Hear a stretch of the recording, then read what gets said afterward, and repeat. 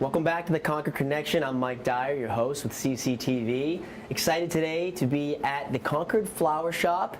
I'm going to bring in Helen Halloran, owner of the Concord Flower Shop. Helen, how are you doing today? Great. I'm happy to have you guys here and let you tour the store, see what we're all about.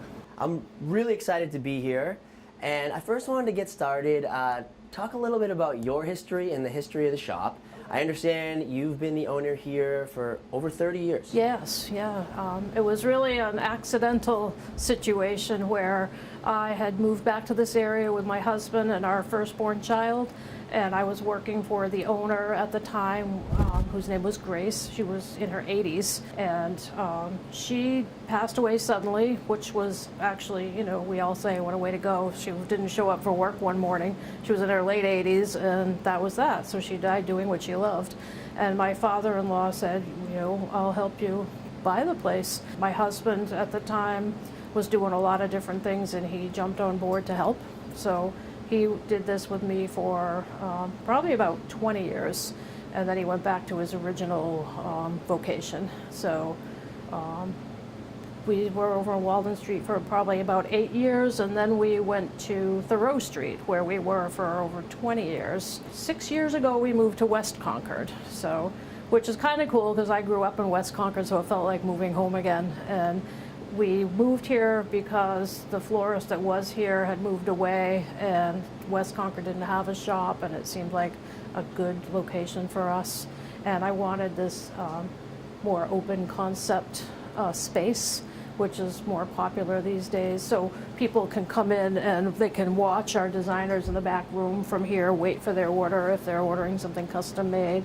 My other store was kind of long and skinny, and the back room was totally separate. You never saw what was going on. So people love watching us design. You know, they can sit here on the stools. We have another place over there where people can sit, and it's nice for us too, because if someone's just coming in browsing, we can see them, we can chat with them, but we can keep making arrangements. We don't have to drop everything and stand out front for an hour while they browse. So it's nice, and it's a good location for foot traffic and everything, so we've been really happy here. Now, did you learn everything you knew from the previous owner, or is this something that's been a passion of yours going back before then? Even my career choice was somewhat accidental. My whole life is like one accident after another. Unfortunately, they're all happy ones, but I was actually going to college in Boston, to Emerson College, and I was majoring in journalism, and I ended up thinking, I don't know if this is really what I want to do. And I was living in the Back Bay, and these young people around my age kept walking by with floral arrangements every day at a certain time. I'm like, where are they coming from and what are they doing? So I looked into it and found out they were all going to Rittner's School of Floral Design, which is still in Boston on Marlborough Street. And I looked into that, saw that they had a 6-month course on floral design and shop management. And I got up the courage to tell my parents that I wanted to drop out of college and be a florist. And I was so nervous about it, and they were so thrilled that they didn't have to pay Emerson College tuition anymore.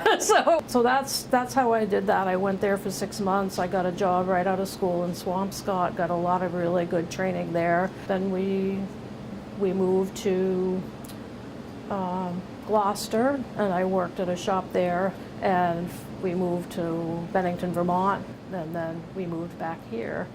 And that because my mom, who at the time worked downtown Concord, was telling me that the owner, who I had mentioned earlier, who passed away, was looking for a new lead designer because hers had left. So I came and applied for that job.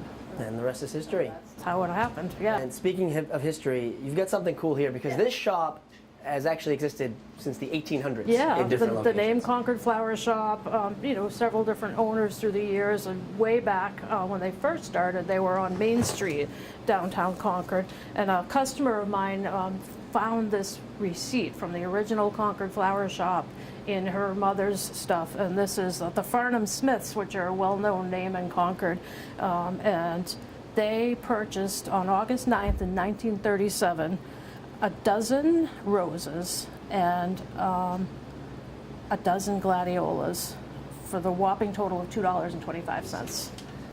$2.25, and this is 81 years ago. Yeah, can you believe that? How did you get this in such amazing condition? Well, it had been folded nicely in this woman's lingerie drawer, never saw the light of day. Why don't we take a little walk around and you can show everyone at home the layout of the store, and we can talk about the flowers. Great. When we walk in the front door, we like to keep this table kind of current with things that are popular or in season. Right now, one of the most popular things anywhere are these air plants and succulents. We've made them up in these little pyramid planters, and we do make these. We get the plants in from our suppliers, and we get the containers in from other suppliers, and we put them together. It has a little drainage. It has decorative stones on the top. This is a nice little size for a desk or an office. This is actually not a succulent, it's an air plant. So that's just sitting in there. It's not rooted or anything. And that does really well in places like bathrooms. If it's just So something small like this, you water it daily? No water. Nothing gets watered daily, pretty much. But succulents, you once a month, Wow. like a dropper full of water. That's what makes them so popular, because you can neglect them. Low maintenance. Yeah, and the air plant, they just take moisture from the air, and so they're good in bathrooms where there's a lot of moisture. You never have to water them if they're in a bathroom. If they aren't in a bathroom, you missed it once in a while. It's really easy care. But we make them up to order. Sometimes people will bring in their own container and want us to put plants in it. Oh, that's so really we do cool. That. Like a personal touch, or maybe something that's been exactly. in the family for a while. Yes, exactly. And now, we're coming into what florists call spring. I know y'all say it's still the middle of the winter, but it's, when our spring plants start to come. So we have things like the mini daffodil bulbs and the little primrose. So how much of this stuff changes annually? I know you said it's seasonal, but it just might be something new that you guys have seen and said, you know what, I'd really like to try that out. It's an interesting business because it changes a lot all the time. There's always new products coming out or new ways to use old products. Some of it isn't something that you would see. It would be something as designers that makes our life easier. Like they've just come out with this solution that you can use in your flowers that changes the way you process your flowers. When they first come into us dry in boxes, we have to hydrate them, and we go through a huge process to make sure our flowers last well. So part of it is cutting them, and certain flowers have different solutions to them. And they've come out with this new thing where you supposedly, I haven't tried it and I'm a little leery of it, but you don't have to cut the flowers. So when you say for like Valentine's Day, we will get in like 2,000 red roses, and every one of them has to be cut on an angle, dipped in something, put in something else, then put in water. That's a pretty long process. So this new invention, supposedly we don't have to do any of that. We just throw this stuff in the water and put the roses in. I'm not going to try it. No? Not yet. I'm going to wait until somebody else tries it. There's a lot on the line on Valentine's Day. Yeah, exactly. So you don't want to mess, I guess, with what's worked. But, they say it works really well. I always wait till something's been on the market for a couple of years and hear, what happens in the long run. And we recently switched. This was another thing that the consumer wouldn't really see, but it's for the health and safety of us and the environment, from a different type of floral foam that wasn't biodegradable and has chemicals and things in it. And they recently came out with one that's much better for the environment. It is biodegradable and it's safe for us to handle. So it costs maybe $5 more a case, which is really but minimal. It makes a big difference. Minimal for everything that's good about it. So we immediately switched to that as soon as it was available, and that's been great. So those kinds of things happen every day in this industry, new products that we get to use and see. And then from the standpoint of customers, there's always fun new things to buy. Like I just recently got in these cool vases. They're a little higher end than the simple clear glass we use in an everyday arrangement. It's just got a cool patina on it, and it's nice when somebody wants to order flowers and they want it in a vase that you want to keep. Yeah, it's got that rustic look, Yeah, which it is does. really Yeah, popular. rustic elegance, I think they call it. There you go. But speaking of people and their vases, what happens a lot is 99% of the things we do are in clear glass vases. So we have a lot of people that will call and say, I just cleaned out my closet or my mom's closet, and we have a ton of vases. Do you take them back? So we do take them back, clear glass preferably, and fingers crossed they come in kind of clean. Sometimes it can be creepy if they have spiders in them or something, but Sitting around the house for the last 40 they've been in years. somebody's, garage or something, but most of the time they come in clean and nice, and we recycle them. We use them for church arrangements, as we do church arrangements almost every week for 3 or 4 of the churches in the area, so we can give them all the money into the flowers instead of the vase, because we got the vase for free. So that's kind of a fun thing. And I was going to ask you, how much of the business that you see is related to something like church functions, you have weddings, I'm sure. Do you do things for funerals? Or how much of it is just a day-to-day people coming in and picking out flowers? Well, it's really a huge mixture of all of those things, which is what makes it interesting for us. Every day is different. Some days you're doing, just tons of funeral arrangements all day long, or you might have 2 or 3 different funerals going on at once. Other days you're, sitting with a bride in a corner working on her wedding plans. And every day you have an eclectic amount of things that you're doing, like, birthdays, anniversaries, all of that stuff. It's just everything you would think. And some things you would never dream of somebody wanting to send flowers for. We've had people send flowers to, say, congratulations on your divorce. It was like kind of a weird thing to send flowers for. If it was a long, messy divorce, I guess it's Right. worth celebrating. Yeah. It's over. Some of the card messages can be entertaining as well. A lot of different things are said on cards. If they give us the order over the phone, if they're here in person and they handwrite it and seal it, then we don't know what it says. But if we are told a message over the phone or on our website or something, they can be some of them can be pretty racy. A little X-rated here and there. You get to see inside some people's lives. I guess florists are kind of like druggists and doctors and hairdressers and bartenders. What happens in the flower shop stays in the flower shop. Yeah, those secrets, they stay with you. We know too much about people sometimes, way more than you really want to know. That's funny. Yeah. Why don't we keep going? Let's walk around here. So we always try to keep a good variety of plants, flowering things like the orchids. These are really pretty and very popular. Sometimes I have other colors, and I am expecting a big shipment in a few days. Then the dish gardens that are always popular, that's an assortment of green plants in a container. And those go through phases. Like sometimes we'll sell 7 or 8 of them in a day, and then nobody wants them for a month or 2. But it's fine because they last well and we take care of them and everything's good. We have these funny little signs. They go sticking in plants. Weedum invasion. Twigga mortis. Yep. Floridedum. Yeah, lots of silly things. Insectus attractus. I don't know. They're just silly little add-on gifts. A lot of little, cool. They sell, little impulse sales. These pretty ceramic birds go into plants a lot. If somebody wants to have an add-on, like say that was going out, we might insert that in there like that, Yeah, that adds a nice little touch. It does, just personalize. It gives you a little keepsake if you're not good with plants and you kill it, at least you have the bird. Yeah, you still have that. Right. I don't think you can kill You this still bird. have that. So those are fun. This is a cool thing, cotton. It's sort of a trendy thing. This is an area. About that. That's really unique. I haven't seen different, that. yeah. It's one of those things you'll see in fashion magazines. I don't suppose you watch a lot of, read a lot of fashion magazines. I've missed a lot of that lately. Yeah. So we have a lot of other beautiful greenhouse plants. This is one of my favorites. I like the name too. It's called a China doll. I don't know why.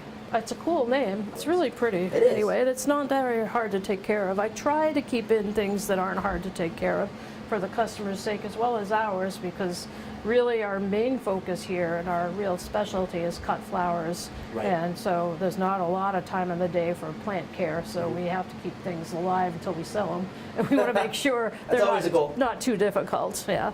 Okay, so now we're over by the fresh flower section, and we have these flowers out. We have some in the cooler. I was going to ask you about the cooler.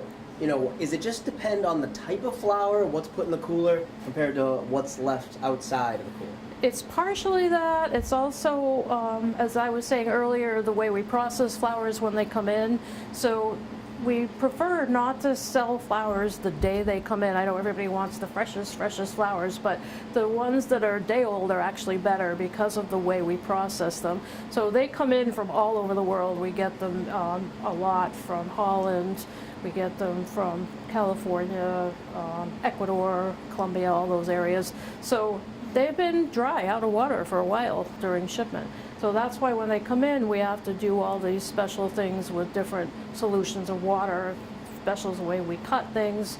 Bulbs get one kind of food, other flowers get another kind, different temperatures of water. It's a huge big science to it, really. And so we do all that, and when they first come in, we leave them out to continue to hydrate and to open, because this is Alstroemeria. Most people are familiar with that. It's popular, it's long lasting, but it comes in even tighter than this, and it really looks dead when it arrives. Not wilted or anything, but it's so tight nobody would buy it that way. So we don't even bring it out this far until it gets to this stage, and then we leave it out of the cooler until it's more fully open. So there's a lot of science to it. Yeah, there is. Yeah. And then, you know, certain things just like these, they're going to open a lot more, and they won't open once we put them in the cooler. So, for instance, these sunflowers come in really tight. They were closed up like that when they came in. So we don't want to sell them looking like that. So we want to do all our special scientific tricks and then put them in water and put them out here. And I would sell them now, but I prefer to wait one more day until they're more open like that. So that's why those are out, and then these are in the cooler. The cooler kind of holds them so they stay fresh longer. Sure. But we have to get them to a certain point where we want them to look at their, you know, most perfect self, and then we put them in the cooler. So they rotate basically, and then these, by the end of tonight, a lot of these will go in the cooler, and then tomorrow flowers will come in and sit here, and they just keep rotating around. And how often do you get shipments in? Every day? Depends on the time of the year and how busy we are, but you know, a few times a week at least, every day during the busy months. And are there times you have to custom order something based on someone that has ordered something? Yeah, quite often. We get a lot of orders on our website, and I try to have things. Our website is good in the sense that I can take pictures on and off as they're available or not available. So I try to keep up with that and not show things on there that I can't actually do. But sometimes you slip up and you don't have exactly what you need for something. So you have to special order it or call the customer and ask if you can substitute something else. So that happens from time to time. We're pretty good at having, you know, at least something close enough to what they wanted that they would accept that. Now we know red roses. Right. That signifies love for a lot of people. Right. Do a lot of other flowers have those type of meanings? And then do you use that knowledge to put together an arrangement for a specific occasion? We don't get a ton of requests for meanings of flowers. Shortly after that book came out, that was like, it was a novel, a fictional book. I think it was called The Meaning of Flowers or something like that. People were kind of into that. Young guys, like, you know, 14, 15-year-old boys, they're always really cute when they come in for the first time to buy flowers, and they want to get something that doesn't mean love. I don't want it to say love. Like, yeah, what can I get that doesn't say love? And so it's usually, I always will recommend a yellow rose, which, you know, if you really looked it up, we have a little book that shows the meaning. I think it really means jealousy or something. But into the modern world now, most people associate yellow roses with friendship, white roses with purity, red roses with love, you know. And then, you know, people have it in their heads what certain things mean to them. So that's more important. Most of the definitions, as in Victorian times, for instance, most of them have bad connotations, so we don't necessarily want to mention that when somebody wants a certain flowers.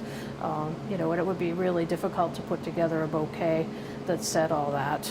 Do you find that more people want to have some kind of say when they're putting together one of these bouquets, or they usually say, you know what, you're the expert, this is what I need, and then you guys get the creative liberties to kind of put one together? I wish everybody was like that, but today, I think it started probably maybe 15 or 20 years ago even, but it's gotten more and more so that people want to pick a picture online and they want it to come out exactly like the picture online, and it doesn't matter if they went on my website or some other website, that's the picture they want. Like, we have a vending machine or something that we can just pull out the flowers that they want from. So if they order something online from my own website, chances are I'll be able to do it just like that, or at least I can call you and talk about what I might substitute. But if they've maybe looked online at one of the big companies and they've seen something, we're probably not going to have it. And that leads me to one of the things I like to tell my consumers about is when you go online and you search for, like, say, florist in Concord on your computer, something like 10 or 15 florists pop up.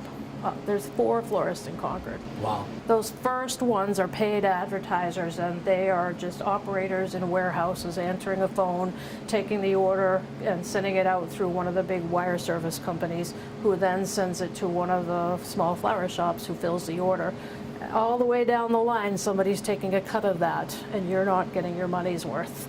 It's been a real problem for the industry. It's a problem for local businesses all over, and it is. it obviously has touched this business as well. Yeah. Why don't we head over, check out an online order that you do have, and maybe put together an arrangement. Yeah, that would be great. I'd like to show you how that works when someone orders online from me. Let's do it. All right, so now we're a little bit in the back. We're over by the computer. We get the website up. So talk to us a little bit about your website. So this is our website. You reach it by putting in concordflowershop.com. That's how you'd get directly to my website and avoid some of these other non-florist websites that advertise as being florist in Concord. And this is changes. This part here changes by the season. We can change it however we want, but on the home page, I tend to keep like 5 to 10 arrangements all the time, and those are things that I can readily make any day. Sure. And there's other categories too, but we'll stick to the home page for now. And we have an order that came in this afternoon for delivery tomorrow for this special right here. We'll zoom in on, and we call that dazzling. And so what I wanted to just show you was how it looks in the picture, and then how I fill the order, and you can see how close I come to. Great, and we're going to put that together and ready for someone to pick up. Right. Let's do it. We'll deliver it, but yes. Right. Okay, there you go. Okay. Okay, so we get this order online, and it's from our own website, so theoretically we'll have all the flowers in stock that we need in order to do the arrangement, and that's going to turn out to be very close to the picture that I just showed you on our website. So we have this, I start with basically a grid of greenery. This greenery is called lemon leaf, or salal, some people call it. Everything seems to have 2 names, and it depends on the part of the country the florist is in as to what they call it. So we always snip everything, give it a good fresh cut anytime you're making an arrangement. And how do you know where to snip? Well, if I told you that, I'd have to kill you. Well, years of experience. Sometimes, you guess wrong and you might have to put a few more. With the greenery, it's important that you don't want too much down inside the water. So I want it low enough to kind of hold my flowers in place, but not so low that the greens are in the water. And in the end, some of the leaves will get stuck down in below, and I'll just lift the whole arrangement out and do a cleanup and put it in a fresh water so there's goes out with a nice clear vase and nothing looks dirty in there. So we start with that. I like to add just another kind of greenery for interest. It also helps things stay put. What's hard to do is when you see arrangements with no greens, they require a lot more flowers because all the flowers have to be packed in tight to hold everything together. So the greens help, so you don't have to use as many flowers. In this case, we can do a lot of greens and a lot of flowers. These are called Bells of Ireland, really popular. It is a flower, but it looks like a green.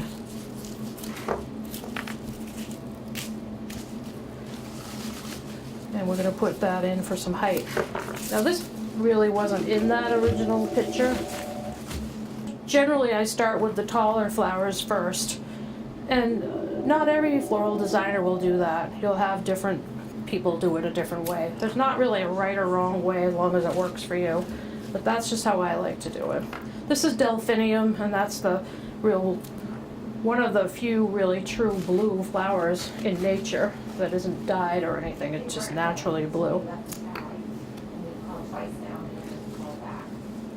And those will go up high in the center as well. These are mini green hydrangeas. No, we went to their house and they weren't. They last well. I know a lot of people think hydrangeas don't last well, and the bigger ones can be temperamental, but these little mini ones do last really well. And they continue to open up. These aren't fully open yet because they just came in yesterday, and they take probably 5 days to get to their full size. That's actually tried calling. So I don't mind using them when they're not fully developed because they last that much longer for the person who's going to get the flowers. Here's some more green. These are really nice. These are in the chrysanthemum family. A lot of different names for it. Fujis are what we call them. Some of the growers call them Anastasias. They have a lot of names. And they're going to go in. I have 287, 469. I'm getting rid of a lot of these leaves, mainly because they're not that attractive. They tend not to. The foliage on a chrysanthemum tends to be the least pretty foliage in the world, so I just get rid of it. And we have enough greens in there that we don't need that. I'm not sure if we This is a sunflower, which will also open. It's not the season for sunflowers, so they're quite a bit smaller than what you're used to seeing sunflowers. I really miss it when we go out of sunflower season because I get them locally, right at local farms in the area, and they're huge and they're beautiful and they last well. And these will last okay, and they will get a little bigger, but they're not as impressive as the local ones. But that's what you get when you buy things out of season, and they're still very popular and they add a touch of color. So I noticed you're cutting the flowers at that diagonal angle. Tell us a little bit about why you do that as opposed to cutting them straight across. There's a couple of reasons, and then also a reason that I use a knife instead of scissors. And you can certainly use scissors, but they need to be really sharp. The angle does two things. It gives you a much wider surface with which to draw water. And if you put your flower all the way to the bottom of the vase, it's not blocked. So there's two reasons. I don't usually cram things to the way bottom, but sometimes you do. And so the last thing is the pop of color of this really shocking pink rose, which I think is what makes everything else stand out, the contrast. So pretty much we had everything in that picture that somebody chose from our website. And it may not look exactly like the picture because the sunflowers are a slightly different variety. But it's very close. I think nobody would really notice the difference. Well, Helen, thanks so much for having us. Oh, you're welcome. I'm glad you came. Yeah, well, you took us through the whole process of making the arrangement, the tour. It was all great. And everyone home, make sure you remember Concord Flower Shop here in West Concord. Check out the website. And next time you need some flowers, give Helen a call. Thank you.